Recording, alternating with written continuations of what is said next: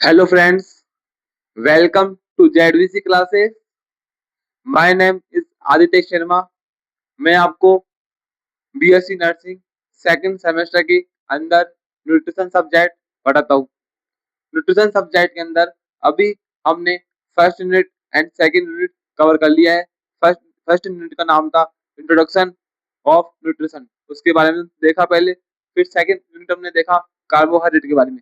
Carbohydrate क्या होता है, कार्बोहाइड्रेट का क्लासिफिकेशन, कार्बोहाइड्रेट के अंदर उसके डाइटरी सोर्स क्या क्या है, उसके फंक्शंस क्या है, उसकी डेफिशिएंसी क्या क्या होगी, उसके एक्सेस क्या होंगे, सब कुछ देखा हमने कार्बोहाइड्रेट यूनिट के अंदर. और आज से next unit, new unit, third unit start करने वाले हैं जिसका नाम है प्रोटीन. आज से हम देखेंगे प्रोटीन के बारे में. प्रोटीन क्या होता है, प्रोटीन के बारे में समझेंगे. तो आज से हम नेक्स्ट यूनिट स्टार्ट करने वाले हैं जिसका नाम है प्रोटीन.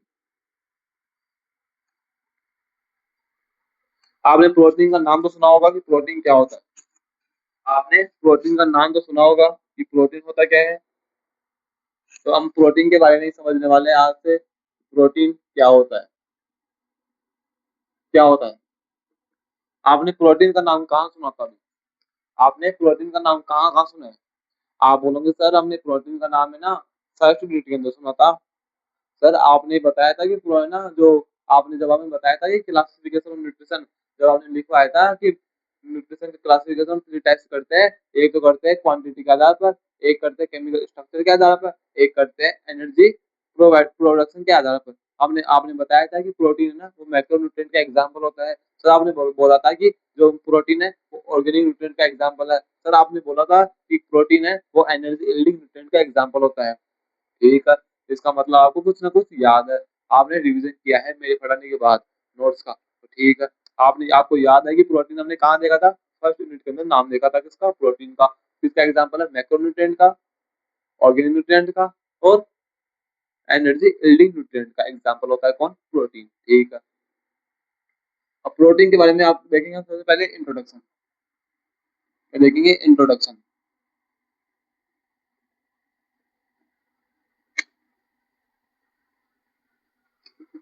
इंट्रोडक्शन बताओ मुझे आप मुझे बताओ प्रोटीन क्या होता है. आप बोलेंगे सर प्रोटीन है ना वो एक बायोमोलिक्यूल है. एक प्रोटीन है वो ऑर्गेनिक न्यूट्रिएंट है. Protein is a organic organic macro nutrient.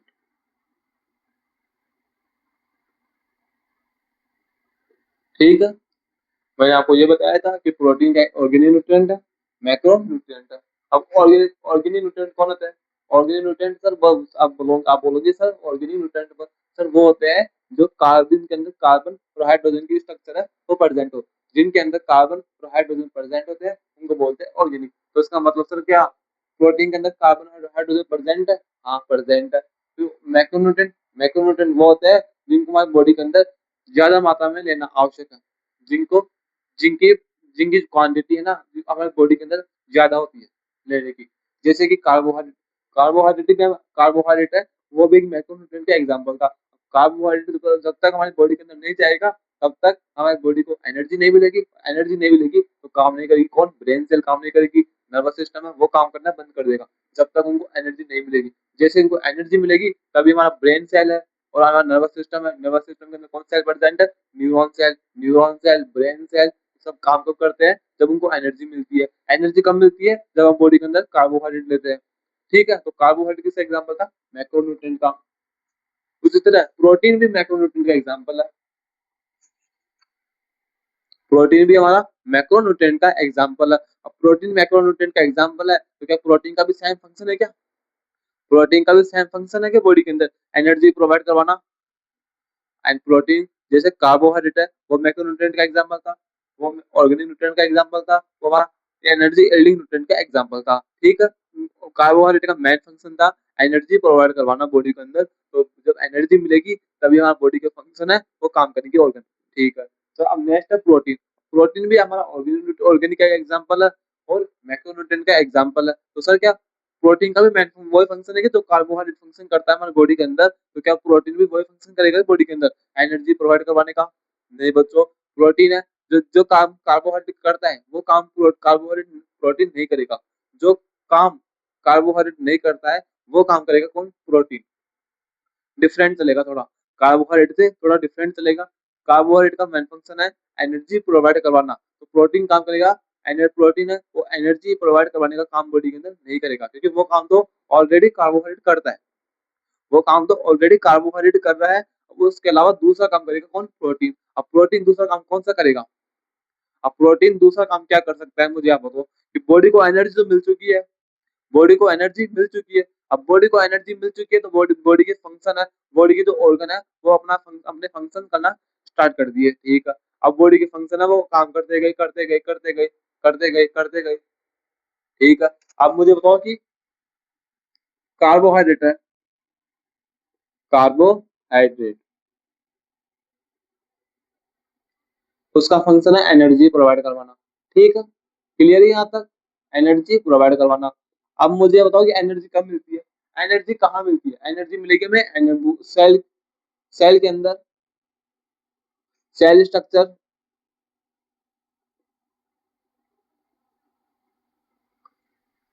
Cell structure के अंदर मिलेगी। सेल स्ट्रक्चर की कार्बोहाइड्रेट हम बॉडी के अंदर लेंगे तो वो जाएगा हमारे स्टोमच के अंदर, पहले माउथ के अंदर उसका पार्शियली डाइजेशन होगा, उसके बाद स्टोमच के अंदर उसका पार्शियली डाइजेशन होगा, और स्मॉल इंटेस्टाइन के अंदर उसका कंप्लीट डाइजेशन होगा। किसका? कार्बोहाइड्रेट का। कंप्लीट डाइजेशन होने के बाद उसका होगा एब्जॉर्प्शन, एब्जॉर्प्शन होने के बाद उसका होगा एसिमिलेशन, एसिमिलेशन होने के बाद उसका होगा मेटाबॉलिज्म, मेटाबॉलिज्म होने के बाद हमें क्या मिलेगी? एनर्जी। अब मेटाबॉलिज्म की प्रोसेस है, कार्बोहाइड्रेट का जो मेटाबॉलिज्म है वो कहाँ होता है? कार्बोहाइड्रेट का मेटाबॉलिज्म है वो कहाँ होता है? आप बोलोगे सर कार्बोहाइड्रेट का जो मेटाबॉलिज्म है वो सेल स्ट्रक्चर के अंदर होता है। क्या बोलोगे? सर कार्बोहाइड्रेट का मेटाबॉलिज्म है वो सेल की स्ट्रक्चर के अंदर होता है, ठीक है। अब सेल की स्ट्रक्चर के अंदर कहाँ पर? जैसे कि सर माइटोकॉन्ड्रिया के अंदर हो सकता है, सर साइटोप्लाज्म के अंदर हो सकता है, सर या तो सेल के स्ट्रक्चर के अंदर है तो साइटोप्लाज्म के अंदर होगा मेटाबॉलिज्म, या फिर माइटोकॉन्ड्रिया के अंदर होगा मेटाबॉलिज्म, ठीक है। तो कार्बोहाइड्रेट का मेटाबॉलिज्म होगा तभी क्या मिलेगी? हमें एनर्जी मिलेगी, तभी हमें क्या मिलेगी? एनर्जी मिलेगी। और अब मेटाबॉलिज्म कहाँ होगा? सेल स्ट्रक्चर के अंदर होगा। तो अब मुझे बताओ कि आपने सुबह खाना खाया, आपने सुबह खाना खा लिया, सुबह खाना खाया, सुबह खाना खाया, आपने 3 रोटी खाई सुबह। तीनों रोटी का 3 रोटी खाई, 3 रोटी खाते ही अपनी बॉडी को क्या मिली? एनर्जी मिलेगी। एनर्जी कब मिलेगी? जब उसका मेटाबॉलिज्म होगा। मेटाबॉलिज्म कहाँ होगा? सेल की स्ट्रक्चर के अंदर होगा, ठीक है। फिर आपने दिन में खाना खा लिया, फिर दिन में खाना खाया, फिर उसका मेटाबॉलिज्म होगा। मेटाबॉलिज्म होगा कहाँ पर होगा? सेल की स्ट्रक्चर के अंदर होगा, और सेल की स्ट्रक्चर के अंदर होगा तो हमें क्या मिलेगी? एनर्जी मिलेगी, ठीक है। फिर आपने क्या किया? शाम को 3-4 बजे दूध चाय पी लिया, दूध बिस्किट खाए, बिस्कुट खाए, बिस्कुट खाते क्या मिला? आपकी बॉडी के अंदर मेटाबॉलिज्म होगा। मेटाबॉलिज्म होते क्या मिलेगी? मेटाबॉलिज्म कहाँ होगा? सेल की स्ट्रक्चर के अंदर होगा, और सेल की स्ट्रक्चर के अंदर जब मेटाबॉलिज्म होगा तो हमें एनर्जी मिलेगी, ठीक है। फिर शाम को आपने खाना, सिर्फ शाम को आपने डिनर किया, खाना खाया, खाना खाया तो मेटाबॉलिज्म होगा उसका। मेटाबॉलिज्म कहाँ होगा? सेल की स्ट्रक्चर के अंदर होगा। सेल की स्ट्रक्चर के अंदर जब उसका मेटाबॉलिज्म होगा तो हमें एनर्जी मिलेगी।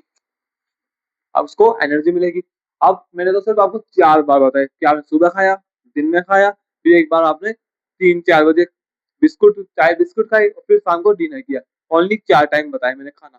अब कोई बच्चे ऐसे भी होते हैं जो सारे दिन खाना खाते हैं, कभी सुबह जब कॉलेज जाते हैं तो खाना खा के जाते हैं, फिर दिन में कॉलेज के टाइम कैंटीन में खा लिया, कभी फिर छुट्टी कॉलेज जब कॉलेज से निकले तो बाहर निकलते खा लिया, फिर कॉलेज से घर आते खाना खा लिया, फिर शाम को चाय दूध बिस्कुट कुछ खाना है वो खा लिया, फिर शाम को खाना खा लिया, फिर दोस्तों के साथ चले गए बाहर कहीं बाजार में, वहां जाके कुछ ना कुछ खाए। तो कितने बार खा लिया? 5-6 बार। अब मुझे बताओ जब 6 बार 7 बार 5 बार 5 बार 6 बार खाना खाओगे तो मेटाबॉलिज्म होगा। हर खाने का क्या होगा? मेटाबॉलिज्म होगा। ये तो नहीं मेटाबॉलिज्म एक बार होगा बॉडी के अंदर, और मेटाबॉलिज्म एक बार होने के बाद मैंने एनर्जी मिल जाएगी, बाकी की तो खाना खाएंगे दोबारा, फिर 12 उसका मेटाबॉलिज्म बॉडी के अंदर नहीं होगा, नहीं। जितनी बार खाना खाएंगे उतनी बार उसका मेटाबॉलिज्म होगा। मेटाबॉलिज्म कहाँ होगा? सेल की स्ट्रक्चर के अंदर होगा। सेल के स्ट्रक्चर के अंदर मेटाबॉलिज्म प्रोसेस होगी। तो मुझे आप बताओ कि किसी चीज को जब उसको बार बार एक बार से ज्यादा, 2 बार से ज्यादा, 3 बार से ज्यादा डेली यूज में लेते हैं तो उसकी जो पावर है, जो उसकी काम करने की शक्ति है, जो उसका काम करने का जो फंक्शन है वो क्या है? वीक होंगे। सेल की स्ट्रक्चर के अंदर क्या होगा? मेटाबॉलिज्म होगा। अब मेटाबॉलिज्म एक बार तो होगा नहीं, दिन में पर डे कम से कम 3 से 4 बार होगा किसका मेटाबॉलिज्म, कहाँ पर सेल के स्ट्रक्चर के अंदर। अब सेल के स्ट्रक्चर के अंदर जब मेटाबॉलिज्म पर डे 3 से 4 बार होगा, तो अब मुझे बताओ कि साल के 365 दिन होते हैं, साल के 365 दिन है, तो 365 दिन में आप 365 इंटू 4 बार कर लो या फिर 3 बार कर लो, कितनी बार मेटाबॉलिज्म करेगी हमारी सेल की एक सेल, हमारी एक सेल के अंदर 365 इंटू 4 करके बताओ कि हमारी सेल की स्ट्रक्चर है वो कितनी बार मेटाबॉलिज्म करेगी, कितनी बार मेटाबॉलिज्म करेगी। अब मुझे ये बताओ कि एग्जाम्पल के तौर पर, जैसे कोई आप क्या करते हो, आप स्टूडेंट हो आप, आपने सुबह कॉलेज गए, सुबह कॉलेज गए आप 9 बजे, 9 बजे से 2 बजे तक आपकी कॉलेज कॉलेज रहती है, 9 बजे कॉलेज जाते हो, 2 बजे कॉलेज से आते हो, ठीक है। उसके बाद कॉलेज से आने के बाद आप 2 घंटे का, 3 घंटे का, 4 घंटे का रेस्ट लेते हो, क्या बोला, 2 घंटे का, 3 घंटे का, 4 घंटे का क्या करते हो, रेस्ट करते हो, आराम करते हो, जिससे आपकी बॉडी की जो फंक्शन है, बॉडी के अंदर जो आप नींद लेते हो, आराम करते हो, जिससे आपकी बॉडी क्या है वापस से रिपेयर होती है, और फिर वापस से आप आराम करने के बाद आराम करने के बाद वापस से काम करने स्टार्ट करते हो, तो वापस से आपकी बॉडी के अंदर एनर्जी आती है। कब आती है, जब आप उसकी आराम करते हो, आपकी बॉडी क्या होती है, बॉडी के हर ऑर्गन की रिपेयरिंग होती है, आराम करते हो। उसी तरह उसी तरह सेम सिचुएशन किसकी है, सेल की है। आप मुझे बताओ, सेल पर डे 3 से 4 बार मेटाबॉलिज्म करेगी हर खाने का, तो उसको क्या करेगा, उसको भी आराम करने की जरूरत है, सेल को भी तो आराम की जरूरत है, कि सेल भी सोचेगी कि एक बार मुझे भी आराम मिल जाए, कहीं ना कोई आए और मुझे आराम दे के जाए, मेरी को रिपेयरिंग हो। आराम को क्या बोलते हैं इंग्लिश में, रिपेयरिंग। रिपेयरिंग को, रिपेयरिंग का काम कौन करेगा, रिपेयरिंग का काम करता है प्रोटीन। रिपेयरिंग का काम कौन करेगा, प्रोटीन करेगा। कि कार्बोहाइड्रेट का मेन फंक्शन है एनर्जी प्रोवाइड करवाना, तो कार्बोहाइड्रेट का जो मेन फंक्शन है वो सिर्फ वो ही करेगा, वो सिर्फ अपने गोल के ऊपर ध्यान देगा कि कार्बोहाइड्रेट, कि मेरा गोल है कि बॉडी के हर ऑर्गन की हर सेल को एनर्जी प्रोवाइड करवाना है उसके फंक्शन करने के लिए, ठीक है। तो कार्बोहाइड्रेट सिर्फ अपना काम करता जाएगा करता जाएगा करता जाएगा, लेकिन वो कभी भी ध्यान नहीं देगा कि सेल जो जो जिससे हम एनर्जी दे रहे हैं उस सेल की कुछ क्षमता है, उसके पास भी कुछ पावर है, उसकी भी तो थकान, उसके अंदर भी तो थकान होती होगी ना। तो वो क्या करेगा, ये सोचता नहीं है कौन, कार्बोहाइड्रेट, तो क्या करेगा, प्रोटीन है। प्रोटीन क्या करता है, प्रोटीन करेगा एंड सेल स्ट्रक्चर है उसकी रिपेयरिंग। प्रोटीन करता है हमारी सेल की स्ट्रक्चर, टिश्यू की, इनकी क्या करता है, रिपेयरिंग करता है, सेल की, टिश्यू की, इन सबकी रिपेयरिंग करेगा, क्यों करेगा, जिससे रिपेयरिंग करेगा तभी ये जो नेक्स्ट मेटाबॉलिज्म है, नेक्स्ट जो खाना आएगा बॉडी के अंदर, उसका मेटाबॉलिज्म आराम से अच्छे से कर पाएगी। मुझे आप बताओ कि सेल की रिपेयरिंग नहीं करेंगे तो सेल जो एक दिन कर लेगा, 2 दिन, 3 दिन, 4 दिन, एक महीना, सेल ने क्या कर लिया, कंटिन्यू कंटिन्यू कर लिया मेटाबॉलिज्म प्रोसेस। यदि आपने प्रोटीन नहीं लिया, प्रोटीन का मेन फंक्शन है रिपेयरिंग करना, आपने एक महीने तक प्रोटीन नहीं लिया तो आपके सेल की रिपेयरिंग नहीं होगी, सेल की रिपेयरिंग, सेल टिश्यू की रिपेयरिंग नहीं होगी, उनके अंदर उनकी रिपेयरिंग नहीं होगी एक महीने तक, तो वो काम करना जो उनका मेन फंक्शन है मेटाबॉलिज्म करना, वो कर पाएंगे क्या, नहीं कर पाएंगे। उनकी रिपेयरिंग होगी तभी तो वो अपना काम है मेटाबॉलिज्म का वो कर पाएंगे। यदि उनको रिपेयरिंग नहीं कर पाएंगे, तो रिपेयरिंग करने का काम कौन करता है, तो बोलेंगे प्रोटीन करता है। तो प्रोटीन का मेन फंक्शन क्या है, रिपेयरिंग करना, किसकी, सेल की, टिश्यू का, इन सबकी क्या करता है, रिपेयरिंग करता है कौन, protein. Protein is organic macronutrient, ठीक है। उसके बाद प्रोटीन है उसका मेन फंक्शन क्या है, कि रिपेयरिंग करता है किसकी, सेल की, टिश्यू की, इन सबकी क्या करता है, रिपेयरिंग करने का काम करता है कौन, प्रोटीन, ठीक है। क्लियर है।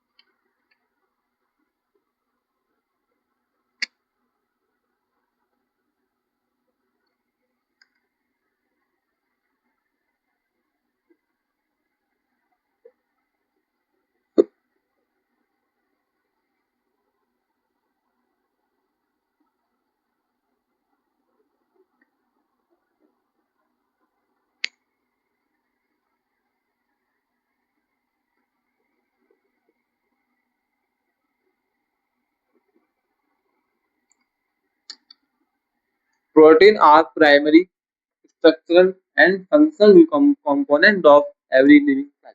लिविंग सेल मतलब जो हमारी बॉडी के अंदर सेल प्रेजेंट है वो कौन सी लिविंग सेल है। एक होती है लिविंग सेल, एक होती है नॉन लिविंग सेल। जिसके जैसे ये मार्कर है, इस मार्कर के अंदर कौन सी सेल प्रेजेंट है तो बोलूंगी नॉन लिविंग सेल। बॉडी के मेरी मेरी बॉडी के अंदर कौन सी सेल प्रेजेंट है बोलूंगी लिविंग सेल। लिविंग मतलब जो जीवित है, नॉन लिविंग मतलब जो निर्जीव है, जो जीवित नहीं है। मार्कर है, मार्कर के अंदर कौन सी सेल प्रेजेंट है तो बोलोगे लिविंग सेल।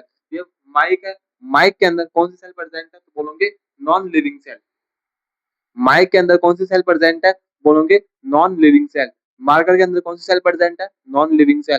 मेरी बॉडी के अंदर कौन सी सेल प्रेजेंट है बोलोगे लिविंग सेल। तो मैंने क्या बोला कि protein are primary structural and functional component of every living cell. क्या बोला कि एवरी जो भी लिविंग सेल है उसके लिए primary structural and functional component है। क्या बोला वापस से समझो कि लिविंग सेल है, ठीक है। लिविंग सेल का काम काम क्या करते हैं, वो हमेशा काम करने का काम करती है। लिविंग सेल का primary structural and functional component है वो कौन है, प्रोटीन है। लिविंग सेल का स्ट्रक्चरल एंड फंक्शनल कंपोनेंट कौन होता है तो बोलोगे प्रोटीन होता है। क्यों होता है वो मैंने आपको अभी समझा दिया, वो मैंने आपको अभी समझाया था। अभी इतना जो मैंने इतना बड़ा जो ज्ञान दिया आपको, इतना सब कुछ समझाने की कोशिश की है, वो मैंने इसी लाइन के लिए समझाया था कि प्रोटीन है ना वो एवरी लिविंग सेल के लिए स्ट्रक्चर एंड फंक्शनल कंपोनेंट होता है। कौन क्यों होता है वो मैंने आपको समझा दिया, ठीक है। तो फर्स्ट पॉइंट है प्रोटीन इज एक ऑर्गेनिक मैक्रोन्यूट्रिएंट होता है। जो प्रोटीन है वो ऑर्गेनिक एंड मैक्रोन्यूट्रिएंट का एग्जांपल है। Protein are primary structural and functional component of every living cell. हमारा जो प्रोटीन है स्ट्रक्चरल एंड फंक्शनल कंपोनेंट है किसके लिए, एवरी लिविंग सेल। बॉडी के अंदर जितनी लिविंग सेल है उसके लिए primary structural and functional component है वो कौन है, प्रोटीन होता है, ठीक है।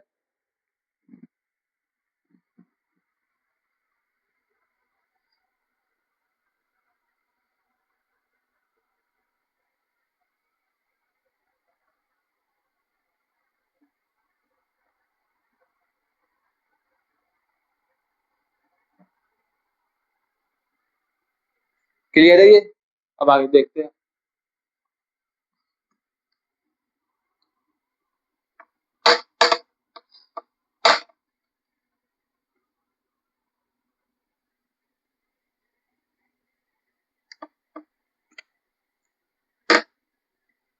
अब मैंने आपको जो कार्बोहाइड्रेट पढ़ाया था, मैंने बताया था कि कार्बोहाइड्रेट की जो बेसिक यूनिट सेल है कौन है, ग्लूकोज है। कार्बोहाइड्रेट से क्या मिलता है, ग्लूकोज। उसी तरह प्रोटीन की कौन है, प्रोटीन की क्या है, प्रोटीन की बेसिक यूनिट सेल होती है amino acid. Protein basic unit cell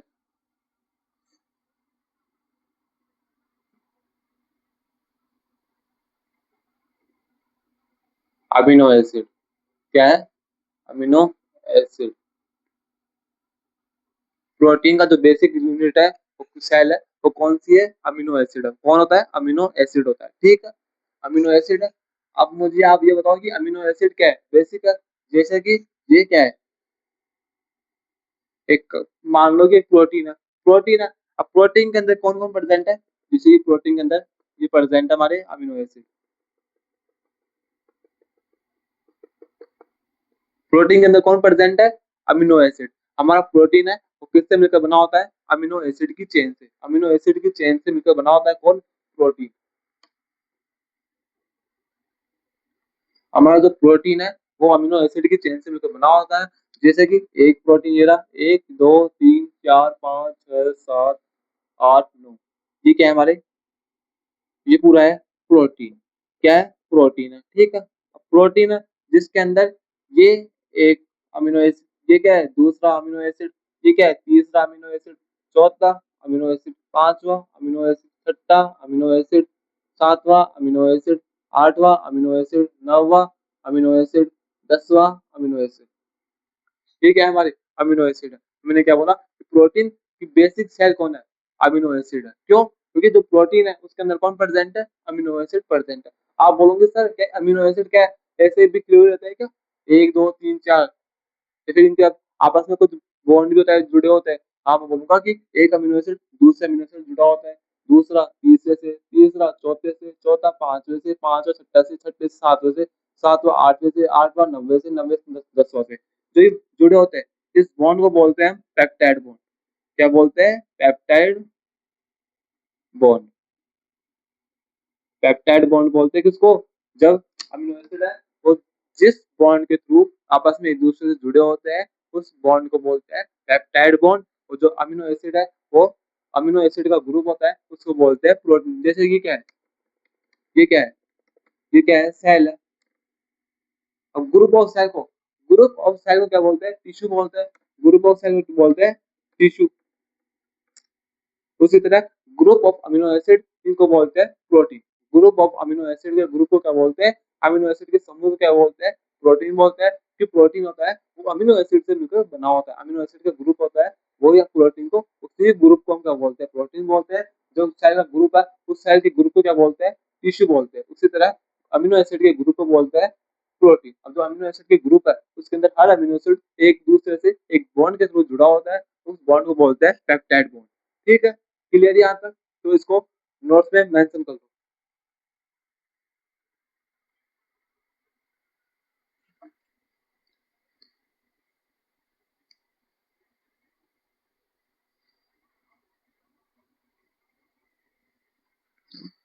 उसके बाद हम प्रोटीन को बॉडी बिल्डिंग मटेरियल बोल सकते हैं। It is also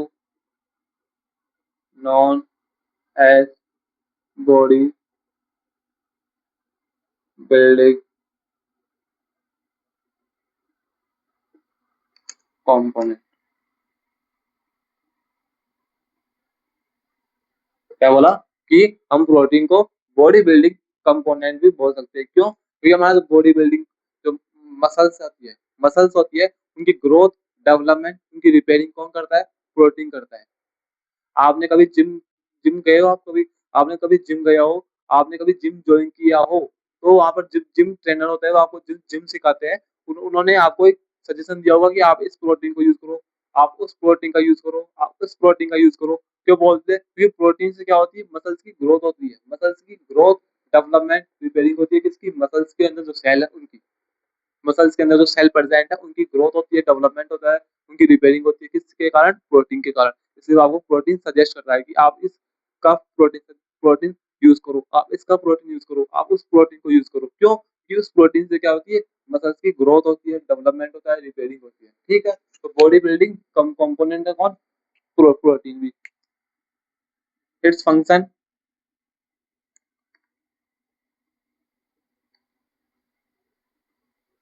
it's function is growth, development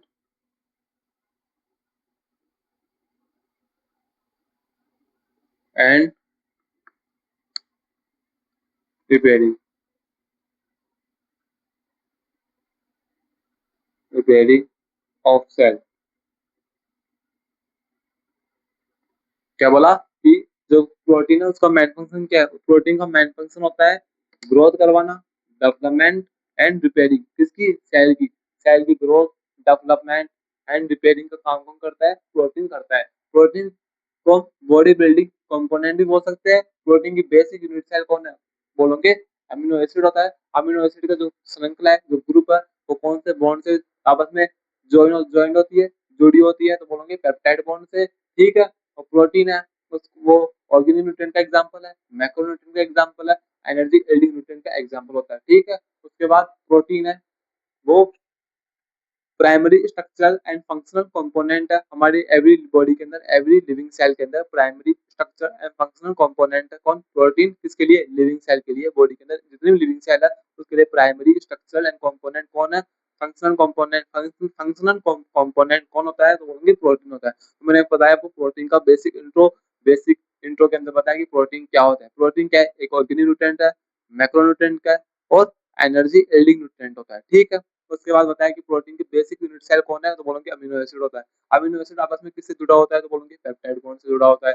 amino acid और जो प्रोटीन है उसको हम बॉडी बिल्डिंग मटेरियल बोल सकते हैं। क्यों? क्योंकि वो प्रोटीन होता है वो हमारी मसल्स की ग्रोथ करवाता है, मसल्स की डेवलपमेंट के अंदर, मसल्स के अंदर जो सेल प्रेजेंट है उनकी रिपेयरिंग करवाने का काम करता है। ठीक है, प्रोटीन है वो primary structural and functional component है एवरी लिविंग सेल के लिए, ठीक है। तो मैंने आपको बताया प्रोटीन क्या होता है, प्रोटीन के बेसिक इंट्रो मैंने आपको समझा दिया, ठीक है। मिलते हैं नेक्स्ट क्लास के अंदर, समझेंगे। ये हमारा प्रोटीन का बेसिक इंट्रो मैंने आपको दे दिया है। एक और लिख लो आप टॉपिक जिसका नाम है कंपोनेंट्स ऑफ प्रोटीन।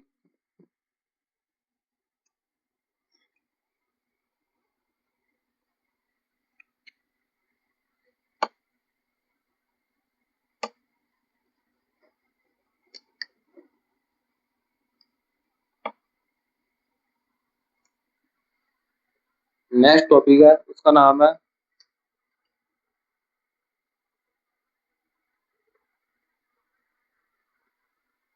कंपोनेंट्स।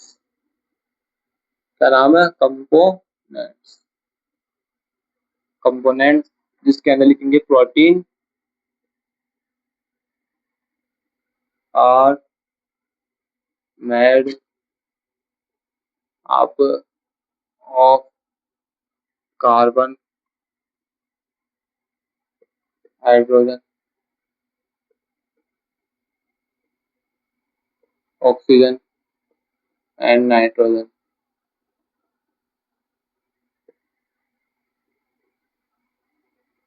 और सेकंड है अमीनो एसिड।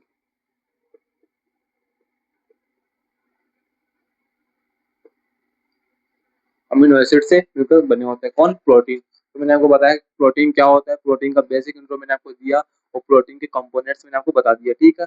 मिलते हैं नेक्स्ट क्लास के अंदर, मिलेंगे नेक्स्ट क्लास के अंदर नेक्स्ट टॉपिक के साथ, प्रोटीन का जिसका नाम है क्लासिफिकेशन ऑफ प्रोटीन। हम नेक्स्ट क्लास के अंदर समझेंगे कि प्रोटीन का क्लासिफिकेशन कौन कौन सा होता है, कौन कौन से बेस के ऊपर हम प्रोटीन का क्लासिफिकेशन करते हैं, उनके बारे में डिटेल में स्टडी करेंगे नेक्स्ट क्लास के अंदर। बाय तक बाय बाय। यदि आज की क्लास आपको समझ में आई हो तो चैनल को सब्सक्राइब, वीडियो को लाइक करना मत भूलना।